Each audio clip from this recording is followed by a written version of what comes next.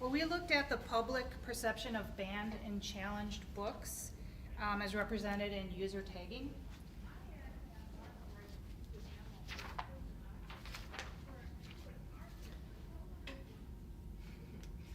Okay, it does work, okay. The ALA's Office for Intellectual Freedom receives reports from libraries, schools, and the media around the country concerning attempts to ban or challenge books from communities. They compile lists of challenged books in order to inform the public about censorship efforts that affect libraries and schools. They keep these lists on their website, and they also compile them into decade-level lists.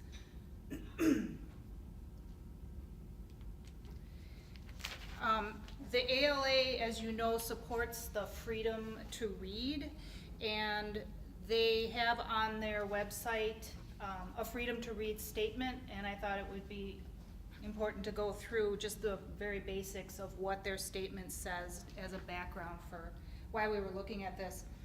And again, these points are taken from the freedom to read statement on the ALA website. They have 7 major points that they drew up in support of the free access to information. So I'm just gonna read, these are pretty quick. The first one, it's in the public interest for publishers and librarians to make available the widest diversity of views and expressions, including those that are unorthodox, unpopular, or considered dangerous by the majority. The second one, publishers, librarians, and booksellers do not need to endorse every idea or presentation they make available. It would conflict with the public interest for them to establish their own political, moral, or aesthetic views as a standard for determining what should be published or circulated. It is contrary to the public interest for publishers or librarians to bar access to writings on the basis of the personal history or the political affiliations of the author.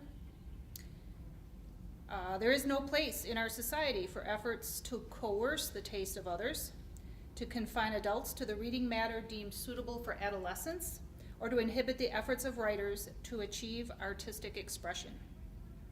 It's not in the public interest to force a reader to accept the prejudgment of a label characterizing any expression or its author as subversive or dangerous.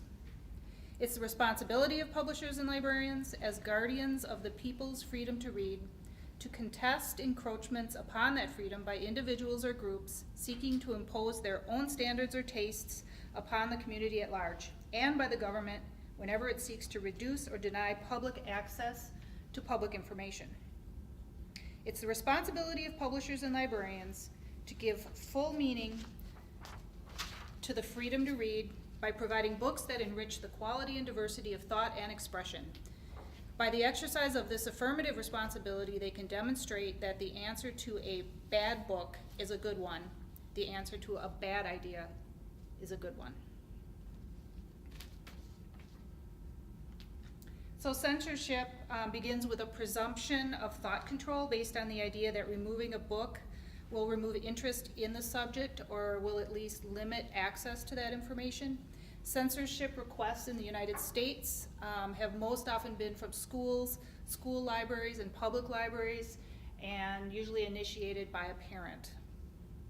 Common reasons for wanting to ban a book include that the material is sexually explicit, it contains offensive language, or that the content is not suited to the age group that the book is supposedly targeting. Now, because one of the purposes of the library is to make cultural resources freely available to the community, it's important that librarians be aware of the reasons why particular books are challenged so that they can respond in the most appropriate way when these things arise.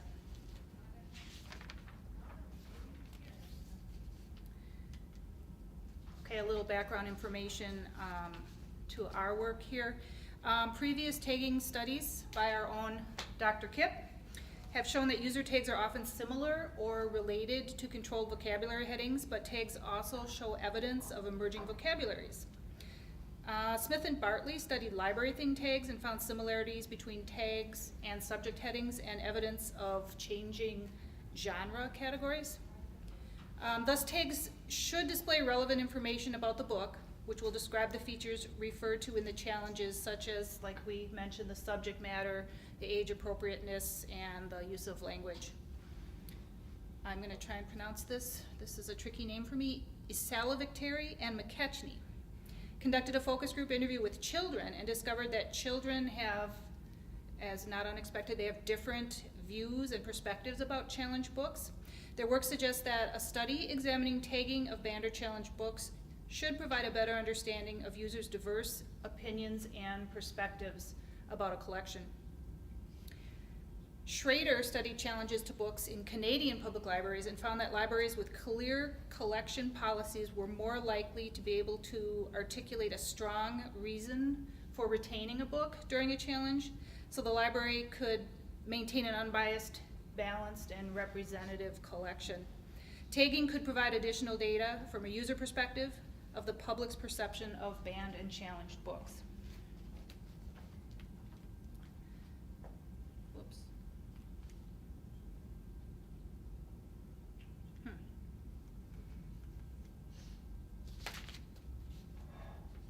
Well, my slides are a little bit out of order here.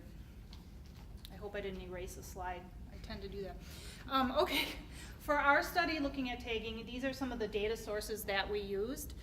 We took the ALA Top 100 Banned Challenge books. We took the most recent decade compilation, which is 2000 to 2009.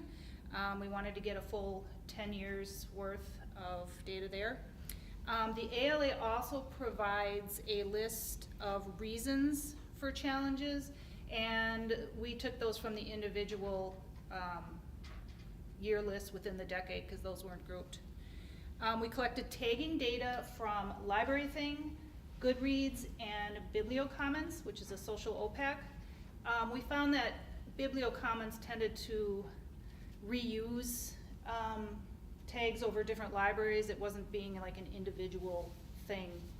It was kind of aggregated. So that was different. We also took a look at subject headings used using WorldCat. And then we also looked at age range data. Novelist and BiblioCommons, they had, not for everything, but they often had age range data, the recommendation of you know, what age would be appropriate for the books. There was also sometimes age appropriateness and various age ranges were sometimes tagged by users in LibraryThing and Goodreads. Of course, those were totally inconsistent. You know, someone might say age 3 to 5, someone might say 5 to 8 or whatever. So, but we looked at all of these things.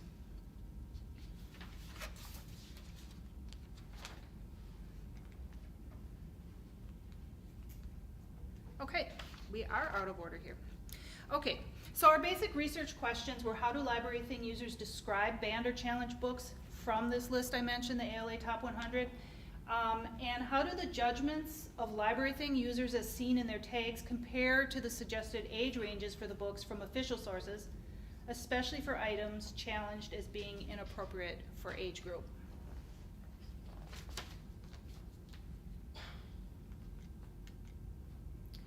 This shows the top 10 books from the ALA's Top 100, and these are put in the order. The number, you know, is which one. Like Harry Potter is number 1. That is the Harry Potter series is currently the most challenged from our list.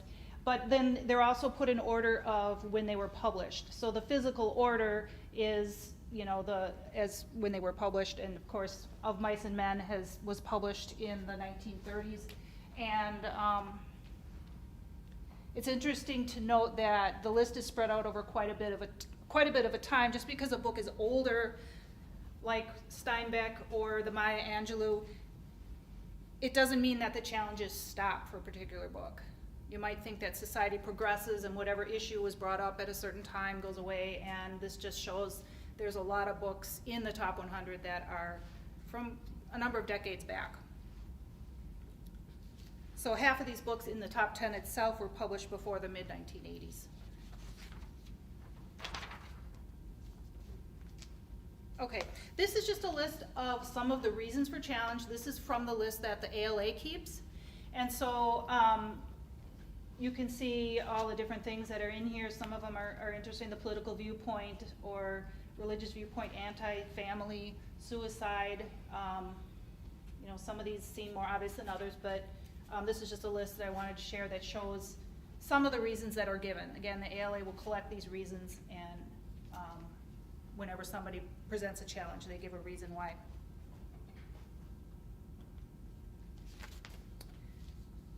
Okay, so this is a little bit of what we initially found.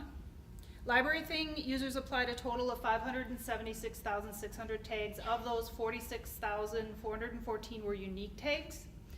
Of those, 2,762 were related to challenge or banning. It can't be said for sure whether or not the tags, some of the tags really were dealing with banning or challenging of books, other than they might have been dealing with, say, the subject matter in a book, if a book is about, you know, banning books or something. But for the purposes of our study, we assumed that if they were tagged with one of these terms, that's what it dealt with. So that obviously would take more to figure out precisely whether or not, you know, they were subjects, but for our study we're assuming that they were related to a banned or challenged book. So these are the 6 tags that we tracked here, and you can see in parentheses the number of times they occurred over the 2,700. So that's the basic results there. I think I'm going to hand it over to you, Margaret, for the rest of it. Good luck with that. All right.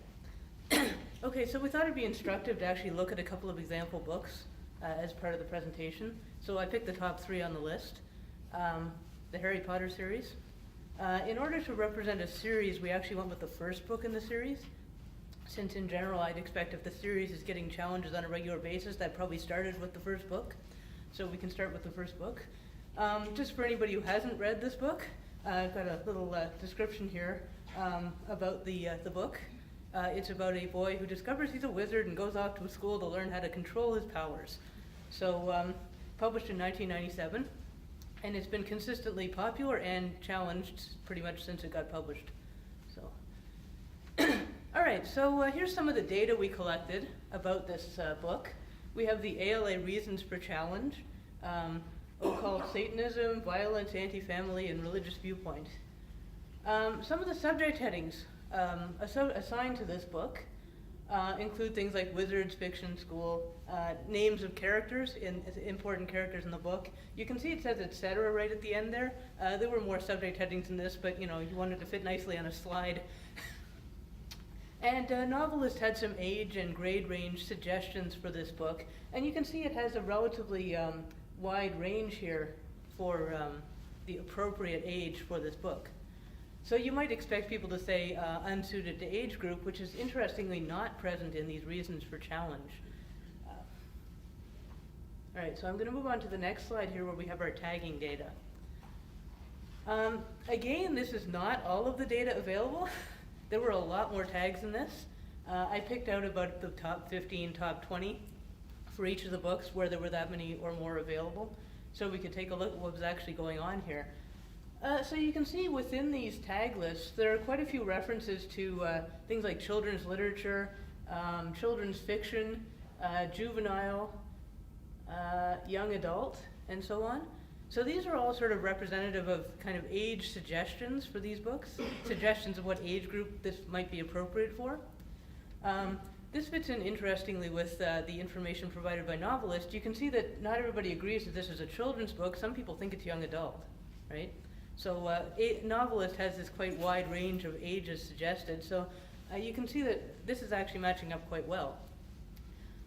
We did mention that BiblioCommons has age suggestions. The interesting thing about that is these are actually provided by users of the BiblioCommons systems. So they actually go in and they check, oh, I think this book is appropriate for, and then they select an age range. I don't actually have that information on here. We haven't finished analyzing it. But it's interesting that this is also present in the tagging systems in general. You can see Bibliocommons doesn't have as many tags. Bibliocommons just doesn't have as many tags, period. This is one of the issues we ran into when we were doing this study, where you get your information. So Bibliocommons seems like a good choice because it's a library OPAC. It's used in a number of different libraries around the world, actually. And it's social, so users are encouraged to provide tags and lists of books they like and all the things you can do on Amazon. But in general, there just weren't that many tags. This one was actually the best in terms of number of tags. You'll see on the other two books that we have practically no information whatsoever from Bibliocommons. Okay, so let's go to the next slide. All right, so I've pulled out a couple of interesting things from this. Some of the tags did incorporate terms from the list of reasons for the challenge. For example, wizards and magic are related, at least in the Library of Congress subject heading sense, to occult and Satanism. And that's probably what that term actually means, since the ALA is using these as sort of a controlled vocabulary of banning terms, I guess, to put it that way. And some of the popular tags do actually match up quite well with the subject headings and use sort of a more neutral language, whereas some of the ALA terms may be considered a bit sort of negative. You know, because they're looking at a sort of negative phenomenon of people trying to censor other people's reading. And a lot of tags were in the favorites tags, actually, in the more popular tags, we're actually talking about ownership, as in I own this book, or I read this book, or I am reading this book. You'll see in further tag lists that to read is a very popular tag. All right, the second book we have here is actually another series. This series is about a, also interestingly enough, an 11-year-old. The Harry Potter series starts when he's 11. And it's about her life as she goes through middle school and high school. And again, we have a little summary for anybody who hasn't read this series. So reasons for challenge, again, you have quite a long list here. Our religious viewpoint showed up on all of these books. So since I don't actually think these books had much of a religious viewpoint, I'm guessing this is because they didn't have a religious viewpoint or because people didn't agree with the viewpoint of the book, philosophically. Again, we have subject headings. This book didn't have as many subject headings as the Harry Potter book. And I truncated a few of them so they'd all fit on. So most of these had juvenile fiction right after them. This one had a narrower range of ages recommended, mostly from 9 to teens. Same with the grade range. So, there were quite a few tags on Library Thing and Goodreads, not so many on Bibliocommons. This is it. This is the whole list. Well, based on the descriptions, this may actually fit, but you know, 3 tags aren't really enough to do much analysis with. On the other hand, when you look at the other tags, you can see some themes here, and matching tags in Goodreads. To read, as I said, very popular. Again, some discussion of what age range this is appropriate for. And a lot of discussion of whether or not people own this book, right? And for the first time, these terms banned and banned books showed up in the popular tag lists. So people are aware that these books are getting challenges. Let's see. In this case, the most popular tags actually didn't match up that well with some of the subject headings, because a lot of the popular tags discussed the fact that this was a series, or that it was banned, or that it was about Alice, whereas the subject headings talked a bit more about the content of the book. And yeah. Next slide. Okay, so the third book is the first one that's not a series, actually. The other 2 are series. Again, though, this is a school story, high school story. Deals with bullying and issues like that. So, again, we have this term unsuited to age group, which, as I said, interestingly, that doesn't show up for the Harry Potter books. Subject headings. Prep school, gangs, peer pressure. Again, almost all of these headings had juvenile literature, juvenile fiction, or fiction at the end. I trimmed them so they'd fit on the slide. And this has a much narrower age range suggestion. They're recommending this book is for teens. You've noticed that when you look at the tags, as you don't see the term children's literature showing up in these tags, you see young adult. So people actually agree this book is for teens and not for children. This is sort of this was the only tag in BiblioCommons, and it doesn't really tell you anything about the subject, but suggests whoever left this tag really enjoyed this book. So it does tell you something about this book, which sort of explains why it's getting challenged if it's popular, right? And people who don't like the book are finding their children reading this. Okay, so this is just a summation of some of the information about this book. Again, the most popular tags didn't always match up too well with the subject headings or necessarily the reasons for the challenges. So my guess is the people challenging these books are very different from the people who are posting on Library Thing and Goodreads discussing these books, because presumably the people posting on Goodreads and Library Thing actually read and enjoyed the book, whereas the people challenging it presumably didn't enjoy the book or didn't like, the age range of the book and so on. So, as I said, the interesting thing about these top 3 books is they're all school stories. Set at school, they're about children growing up, basically. So you can see where that might be a controversial topic for some people, since some of the things you learn as you grow up are things your parents maybe didn't want you to learn at that age. The tags do show some evidence that people recognize that these are controversial topics, or at least that these books are getting challenged. And I already mentioned the last one. One thing we ran into a lot doing this study is the issue of where you get your data, right? So BiblioCommons ended up not being very useful for tagging data, but I think this age range information that's provided on some of these books will be more interesting than what the tags are actually providing. In terms of getting anything useful out of tagging, Library Thing and Goodreads have a lot of interesting data for analysis about these books, which matches up interestingly with the subject headings in some cases and doesn't match in others, which also makes for an interesting analysis. And these tags do provide user perspectives, which I think provides a bit more of a perspective from multiple users, but probably doesn't include the perspective of the people who are challenging and banning these books, because I'm guessing most people don't make lists on Library Thing of books they hated and wanted to see burned, basically. This is just an assumption on my part, but I'm guessing most people don't spend their time making lists of books they didn't like on a tool like Library Thing. I could be wrong. All right, so.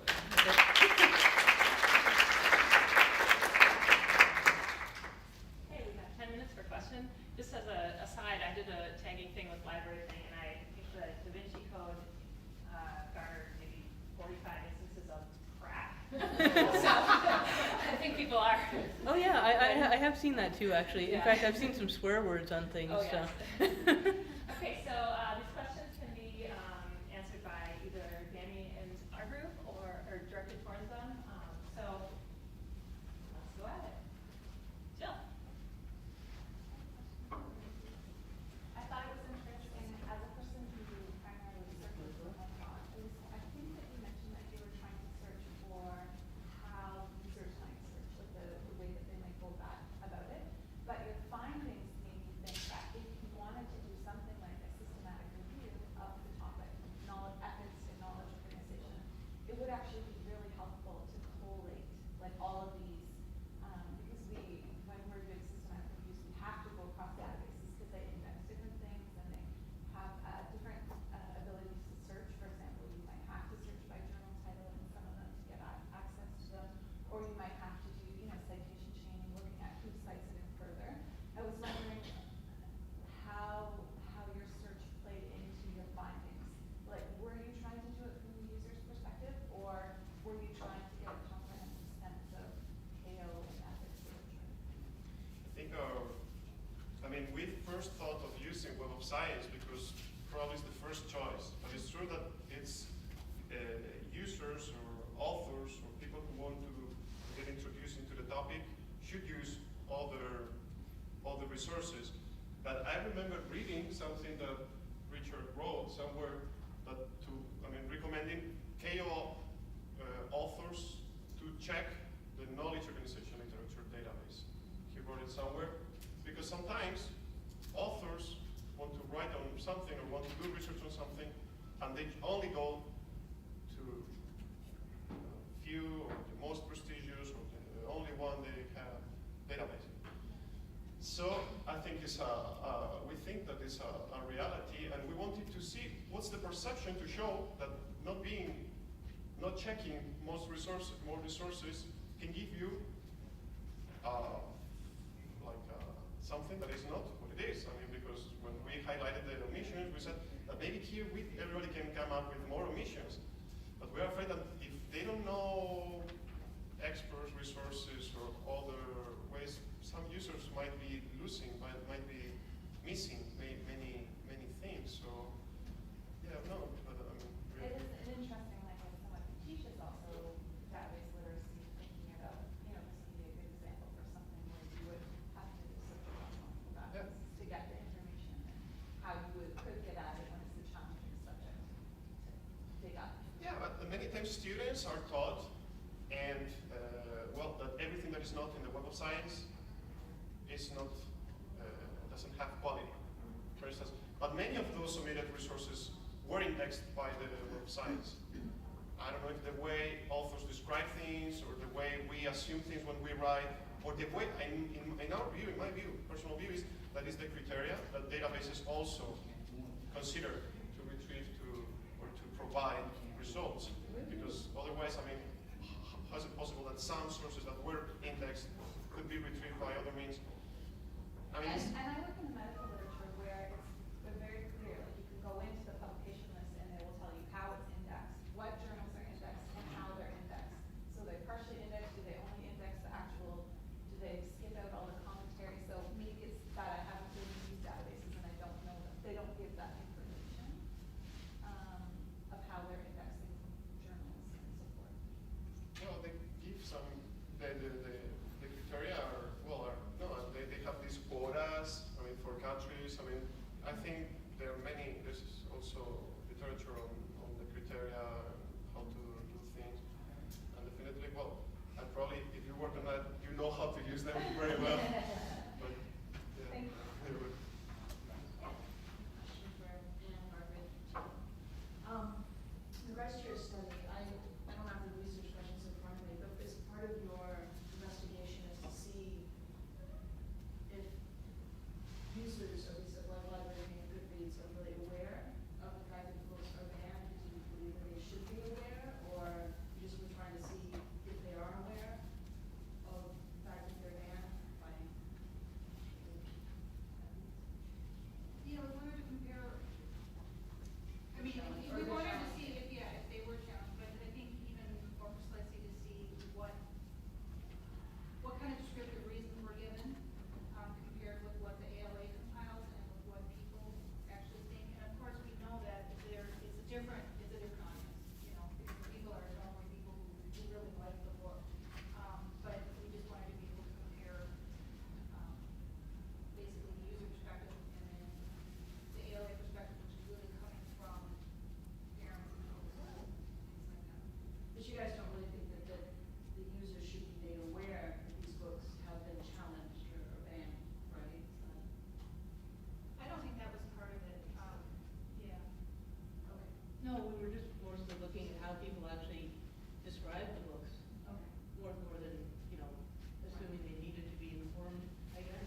Right, because I mean, yeah, where's the ethical obligations of, I guess, the cataloger, the metadata creator, and making the population inform that they have them. So I was just. Well, and that comes back to the beginning, when I went through the 7 points from the freedom to read statement. One of the points was, there is no prerogative or responsibility of the parent to give a warning. Well, that actually raises an interesting issue, because I have seen MPAA ratings for movies in library catalogs, but we don't rate books the same way. So I'm not suggesting we should, I'm just saying it's interesting that, you know, you can get this kind of perspective from library thing where people will say, oh, it's for adults, don't give it to your children, but a library catalog won't say that, right? And I'm not suggesting we should, I'm just saying